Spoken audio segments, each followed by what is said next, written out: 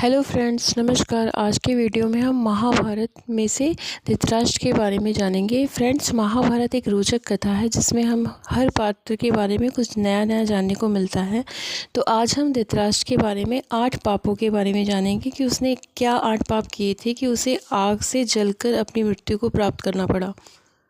धृतराष्ट्र को महाभारत में कुरुक्षेत्र के युद्ध का सबसे बड़ा खलनायक माना जाता है, क्योंकि वे चाहते तो इस युद्ध को रोक सकते थे, परंतु उन्होंने पुत्र मोह में उन्होंने अपने ही वंश का नाश करवा दिया। धृतराष्ट्र आंखों से ही नहीं, मन और बुद्धि से भी अंधे थे। उन्होंने अपने जीवन में वैसे तो कई पाप किए थे, लेकिन यहाँ जानिए उनके द्वारा किए गए 8 पापों के बारे में। 1. गांधारी के साथ धोखा। भीष्म ने धृतराष्ट्र का विवाह गांधार की राजकुमारी गांधारी से कर दिया। गांधारी को जब ये पता चला कि मेरे पति अंधा है तो उसने भी आंखों पर पट्टी बांध ली। गांधारी का विवाह धृतराष्ट्र से करने से पहले ज्योतिषियों ने सलाह दी कि गांधारी के पहले विवाह पर संकट है, अतः इसका पहला विवाह किसी और से कर दीजिए, फिर धृतराष्ट्र से करें। इसके लिए ज्योतिषियों के कहने पर गांधारी का विवाह एक बकरे से करवाया गया था। बाद में उस बकरे की बलि दे दी गई। कहा जाता है कि गांधारी को किसी प्रकार के प्रकोप से मुक्त करवाने के लिए ही ज्योतिषियों ने ये सुझाव दिया था। इस कारणवश गांधारी प्रतीक रूप में विधवा मान ली गई और बाद में उनका विवाह धृतराष्ट्र से कर दिया गया। 2. गांधारी के परिवार को जेल में डालना। गांधारी एक विधवा थी। जब महाराज धृतराष्ट्र को पता चली तो वे बहुत क्रोधित हो उठे। उन्होंने समझा कि गांधारी का पहले किसी से विवाह हुआ था और वह न मालूम किस कारण मारा गया। धृतराष्ट्र के मन में इसको लेकर दुख उत्पन्न हुआ और उन्होंने इसका दोषी गांधारी के पिता राजा सुबाल को माना। धृतराष्ट्र ने गांधारी के पिता राजा सुबाल को पूरे परिवार सहित कारागार में डाल दिया। कारागार में उन्हें खाने के लिए केवल एक व्यक्ति का भोजन दिया जाता था। केवल एक व्यक्ति के भोजन से भला सभी का पेट कैसे भरता। ये पूरे परिवार को भूखे मार देने की साजिश थी। राजा सुबाल ने ये निर्णय लिया कि वह ये भोजन केवल उनके सबसे छोटे पुत्र को ही दिया जाए, ताकि उनके परिवार में से कोई तो जीवित बच सके, और वह था शकुनी। ये भी कहा जाता है कि विवाह के समय गांधारी के साथ उनका भाई शकुनी और आयु में बड़ी उनकी एक सखी हस्तिनापुर आई थी और दोनों ही यही रह गए थे।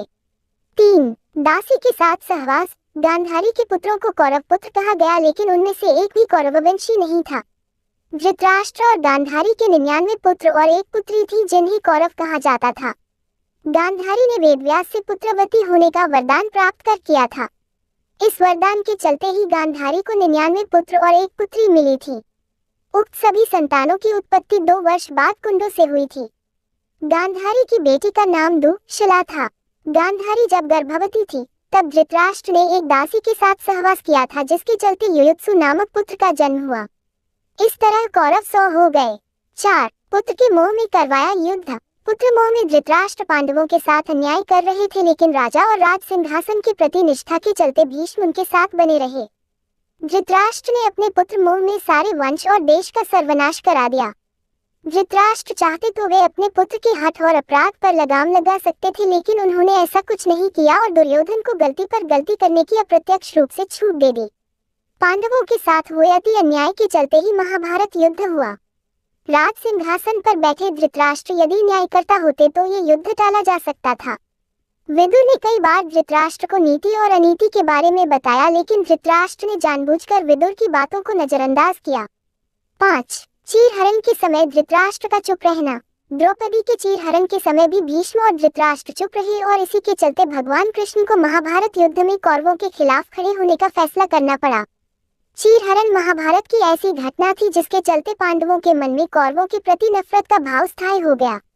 यह एक ऐसी घटना थी जिसके चलते प्रतिशोध की आग में सभी चल रहे थे। 6. अधर्म का साथ दिया। वयोवृद्ध और ज्ञानी होने के बावजूद धृतराष्ट्र के मुंह से कभी न्यायसंगत बात नहीं निकली। पुत्र मोह में उन्होंने कभी गांधारी की न्यायोचित बात पर ध्यान नहीं दिया। गांधारी के अलावा संजय भी उनको न्यायोचित बातों से अवगत कराकर राज्य और धर्म के हितों की बात बताता था, लेकिन वे संजय की बातों को नहीं मानते थे। वे हमेशा ही शकुनी और दुर्योधन की बातों को ही सच मानते थे। वे जानते थे कि यह अधर्म और अन्याय कर रहे हैं, फिर भी वे पुत्र का ही साथ देते थे। अधर्म का साथ देने वाला कैसे नहीं खलनायक हो सकता है। 7. भीम को मरने की इच्छा। युद्ध का अंत हो चुका था और पांडु पुत्र भीम ने धृतराष्ट्र के पुत्र दुर्योधन का वध कर दिया था। इसको लेकर धृतराष्ट्र के मन में क्रोध और बदले की भावना प्रबल हो उठी थी। अतः मौका पाकर धृतराष्ट्र भीम को मार डालना चाहते थे। एक बार की बात है जब महाभारत का युद्ध जीतने के बाद पांचों पांडव श्री कृष्ण के साथ हस्तिनापुर महाराज धृतराष्ट्र से मिलने पहुंचे तो भीम के अलावा सबने धृतराष्ट्र को प्रणाम किया तथा उनके गले मिले। बाद में भीम की बारी आई तो भगवान श्री कृष्ण धृतराष्ट्र की मंशा जान चुके थे। अतः जब भीम धृतराष्ट्र को प्रणाम करके उनके गले मिलने के लिए आगे बढ़ने लगे तो श्री कृष्ण ने भीम को इशारों से रोक दिया और उनके स्थान पर भीम की लोहे की मूर्ति आगे बढ़ा दी। धृतराष्ट्र बहुत शक्तिशाली थे, उन्होंने लोहे की मूर्ति को भीम समझकर पूरी ताकत से दबोच लिया और उस मूर्ति तोड़ डाला। उनमें क्रोध इतना था कि वे समझ नहीं पाए कि यह तो लोहे की मूर्ति है। भीम की मूर्ति तोड़ने से उनके मुंह से भी खून निकलने लगा था। इसके बाद जब धृतराष्ट्र का क्रोध शांत हुआ तो वे भीम को मृत समझकर रोने लगे। तब भगवान श्री कृष्ण बोले कि भीम तो जीवित है, आपने भीम समझ भीम की मूर्ति को तोड़ा है। इस प्रकार भगवान श्री कृष्ण ने धृतराष्ट्र से भीम की जान बचाई थी।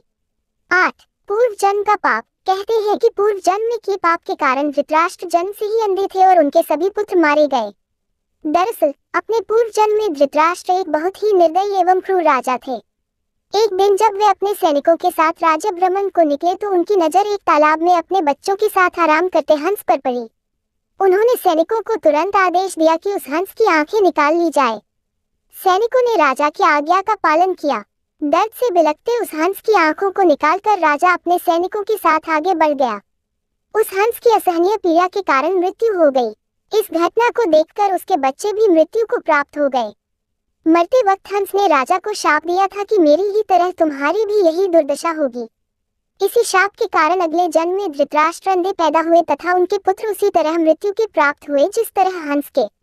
मृत्यु। महाभारत युद्ध के 15 वर्ष बाद धृतराष्ट्र, गांधारी, संजय और कुंती वन में चले जाते हैं। 3 साल बाद एक दिन धृतराष्ट्र गंगा में स्नान करने के लिए जाते हैं और उनके जाते ही जंगल में आग लग जाती है।